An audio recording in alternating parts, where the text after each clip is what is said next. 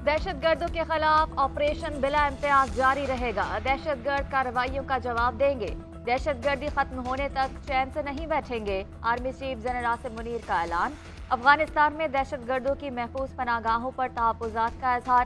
कहते हैं पाकिस्तान में दहशतगर्दी की कार्रवाइयों में अफगान शहरियों की शमूलियत तशवीशनाक पहलू है, जिस पर फौरी तवज्जो देने और इससे निपटने की जरूरत है।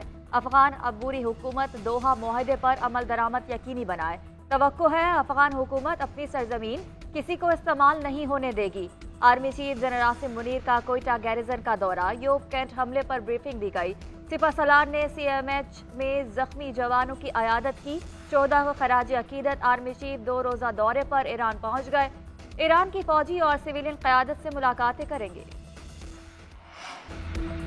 IMF के मुतालबे पर आवाम को हाई वोल्टेज झटका। बिजली के बुनियादी टैरिफ में ₹4.96 फी यूनिट इजाफा कर दिया गया। बगैर टैक्सेस के बिजली की कम अज कम औसत कीमत ₹30 फी यूनिट हो गई। टैक्सेस और स्लैब के साथ औसत कीमत ₹50 फी यूनिट। इजाफे का इतलाक 1 जुलाई से होगा। नेपरा ने इजाफे का नोटिफिकेशन जारी कर दिया। बिजली की कीमतों में इजाफे से आवाम से 3,281 अरब रुपए इकट्ठे किए जाएंगे। कराची वालों के लिए बिजली की कीमत में ₹1.44 फी यूनिट इजाफा। माहाना फ्यूल एडजस्टमेंट की मद में 1 माह के लिए इजाफा किया गया।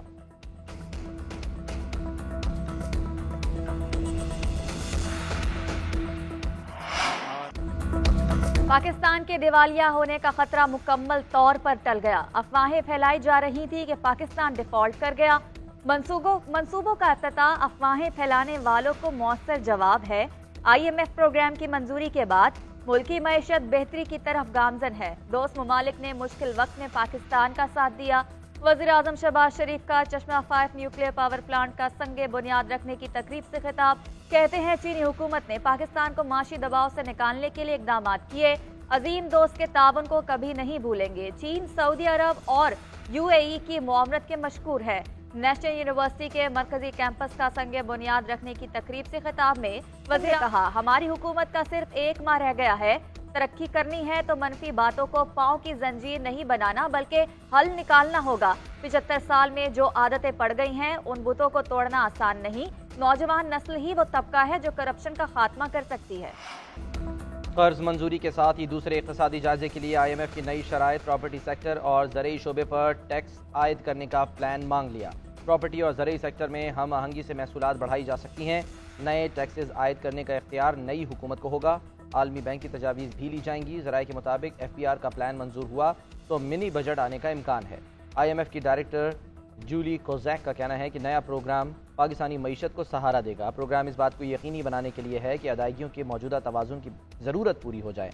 पाकिस्तान को मुख्तलिफ किस्म के चैलेंजेस का सामना है। मुसलसल इस्लाहात की ज़रूरत होगी। जामे तरक्की के इम्कानात को मजबूत करने और निजी सरमायाकारों के लिए साजगार माहौल पैदा करना होगा। IMF हमेशा पाकिस्तान के साथ काम करने के लिए तैयार है।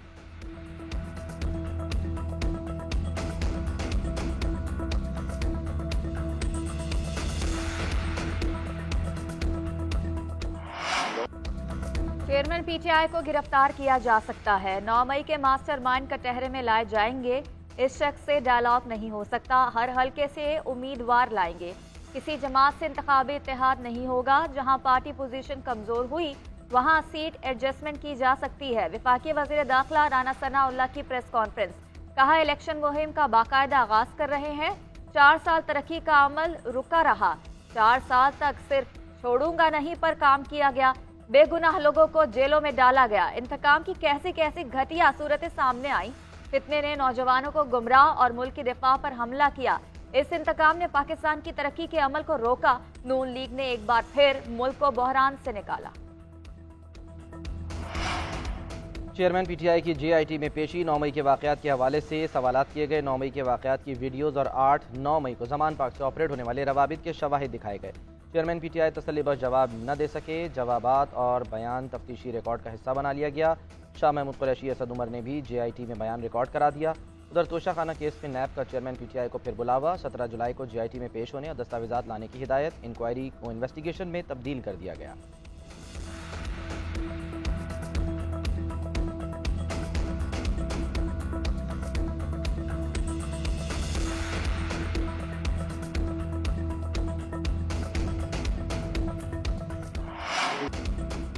अदलिया बुनियादी हकूक की मुहाफिज है। आइन में बुनियादी हकूक का मकसद अवाम को खुश रखना है। फर्द की खुशी खानदान की खुशी में मुज़मिर है। चीफ जस्टिस उमर अता बंदियाल का आबादी और वसाइल से मुतालिक 2 रोज़ा कॉन्फ्रेंस से खिताब। हर चीज की जिम्मेदारी हुकूमत पर छोड़ना दुरुस्त नहीं। माशरे में बेहतरी के लिए सबको हिस्सा डालना होगा। मुस्लिम ममालिक ईरान, बांग्लादेश आबादी कंट्रोल कर सकते हैं तो हम क्यों नहीं। आबादी में इजाफे पर काबू पाने के लिए जामिया हिकमत अमली की जरूरत है। आबादी को कंट्रोल करने के लिए तालीम का होना लाजमी है। लाहौर हाईकोर्ट का परवेज इलाही को गिरफ्तार न करने का हुक्म। पुलिस और एंटी करप्शन हुकाम को खुफिया मुकदमात ज़ेर इल्तवा इंक्वायरी में गिरफ्तारी से रोक दिया। अदालत ने मुकदमात की तफसीलात के लिए दायर दरखास्त पर फैसला सुना दिया।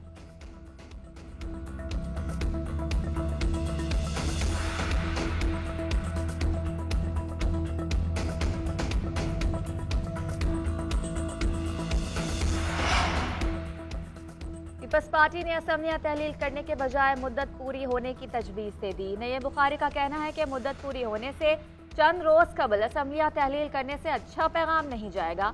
अरकान असम्बली ने 13 अगस्त 2018 को हल्फ दिया। इस हिसाब से 5 साल जब पूरे हों उसी हिसाब से इलेक्शन 12 अक्टूबर तक हो जाने चाहिए। 30 दिन मजीद हासिल करने के लिए असम्बलियां तहलील करने से ज्यादा फर्क नहीं पड़ेगा।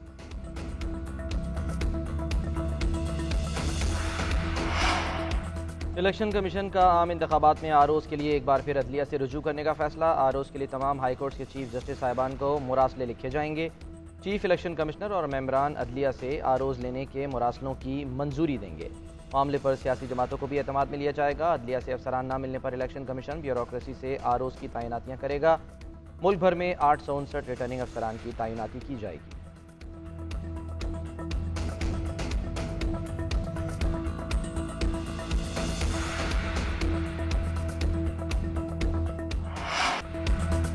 असम्बली में ऑपोजिशन लीडर के लिए राना अंसार एमकेएम पाकिस्तान की उम्मीदवार नामजद।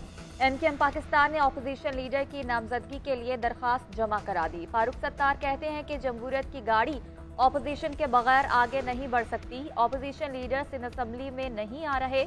ऑपोजिशन लीडर को निगरान वज़ीर आला का नाम तय करना है।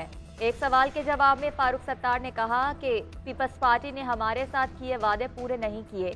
पीपल्स पार्टी ने हल्का बंदियों की वजह से हमें दीवार से लगाया। मर्दमशुमारी में हमारी आबादी को जानबूझकर कम गिना गया। सिंध में निगरान सेटअप के लिए मुशावरत करें। ऑपोजिशन लीडर की हैसियत से मुज़ाकरात की दावत देता हूँ। हलीम आदिल शेख का वज़ीर आला सिंध मुराद अली शाह को खत लिखा। सिंध असम्बली की मुद्दत 14 अगस्त 2023 को ख़त्म हो जाएगी। आर्टिकल 224 के तहत निगरान वज़ीर आला की तकर्री के लिए ऑपोजिशन लीडर के साथ मुशावरत की जाए।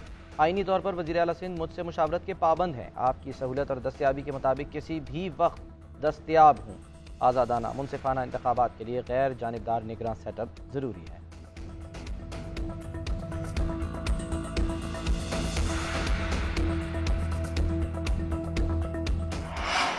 दरियाए सतलुज और चनाब में पानी के बहाव में कमी आना शुरू। सैलाब दरमियाने से निचले दर्जे पर आ गया। पीडीएमए के मुताबिक गंडा सिंह वाला के मकाम पर पानी की आमद और अखराज 74,000 क्यूसिक है।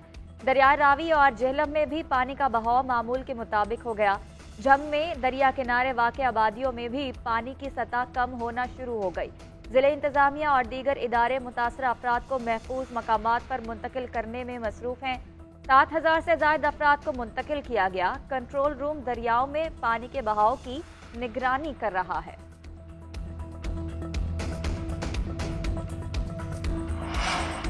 मानसून बारिशों का एक और स्पेल। इस्लामाबाद, रावलपिंडी, गुजरांवाला, सियालकोट, भिम्बर समेत कई इलाकों में बारिश। गर्मी का जोर टूट गया। जनूबी पंजाब, बलोचिस्तान, खैबर पख्तूनख्वा में आज बादल बरसने की पेशगोई। लाहौर, कसूर, मुल्तान, डेरा गाजी खान में भी बारिश होगी। बारखान, कोहलू, जोब, कल्लाद, खुजदार, चित्राल, दीर, सवात, एबटाबाद, मालाकंड, कोहाट में बादल बरसेंगे। नशेबी इलाके ज़ेर-ए-आब आने का खदशा। महकमा मौसमियात का कहना है बारिशों का यह सिलसिला 17 जुलाई तक जारी रहेगा।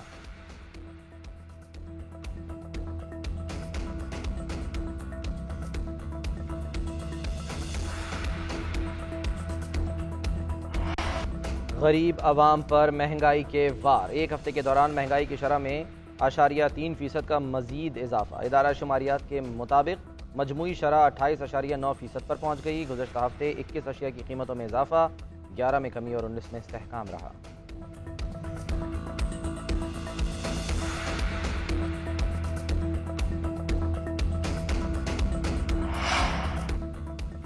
कौमी असम्बली की कायमा कमेटी बराए तख्फीफ गुर्बत और समाजी तहफ़्फ़ुज़ का इजलास। सैलाब मुतासरीन के लिए आने वाला राशन मार्केट में बेचने का इंकशाफ हुआ।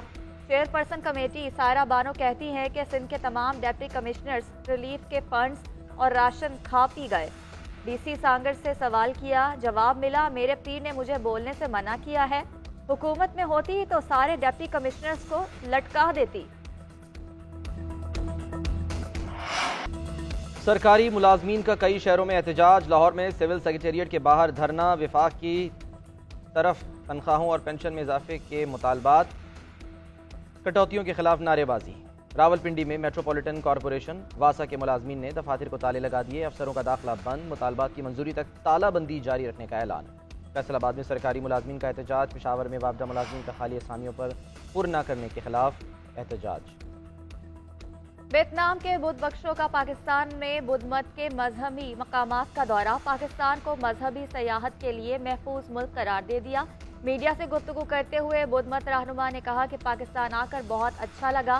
पाकिस्तानी हुकूमत ने बुद्धिज़्म के आसार कदीमा की हिफाजत के लिए बेहतरीन इकदाम किए। आलमी गंधहारा कॉन्फ्रेंस में मुख्तलिफ ममालिक से 31 मजहबी पेशवा पाकिस्तान आए। आलमी गंधहारा कॉन्फ्रेंस के इनकाद का मकसद सकाफती सिफारतकारी और मजहबी सयाहत को फरोग देना। इमर्जिंग एशिया कप में पाकिस्तानी शाहीन्स का फातिहाना आगाज। पाकिस्तान ने नेपाल को 4 विकेटों से हरा दिया। नेपाल ने पहले बैटिंग की और पूरी टीम 37 ओवर्स में 179 रन बनाकर आउट हो गई। शाहीन्स ने 180 रन का हदफ 32.5 ओवर्स में 6 विकेटों के नुकसान पर हासिल कर लिया। शाहनवाज धानी की बेहतरीन बॉलिंग, 5 खिलाड़ियों को आउट किया। वसीम जूनियर ने 4 विकेटें हासिल की। जबकि पाकिस्तान शाहीन्स का दूसरा मैच 17 जुलाई को मुत्तहिदा अरब अमारात ए के खिलाफ होगा। 19 जुलाई को पाकिस्तान शाहीन्स और इंडिया ए के दरमियान जोड़ पड़ेगा। टेस्ट सीरीज जीतने का मिशन। कौमी क्रिकेट टीम की गाल स्टेडियम में प्रैक्टिस। खिलाड़ियों ने ट्रेनिंग सेशन में भरपूर शिरकत की। पहले सेशन में फील्डिंग ड्रिल्स की, दूसरे सेशन में नेट प्रैक्टिस। पाक श्रीलंका 2 मैचों की सीरीज का पहला टेस्ट 16 जुलाई से गॉल में खेला जाएगा। दूसरा टेस्ट मैच 24 जुलाई को कोलंबो में शेड्यूल है। दोनों मैच आईसीसी टेस्ट चैंपियनशिप का हिस्सा हैं।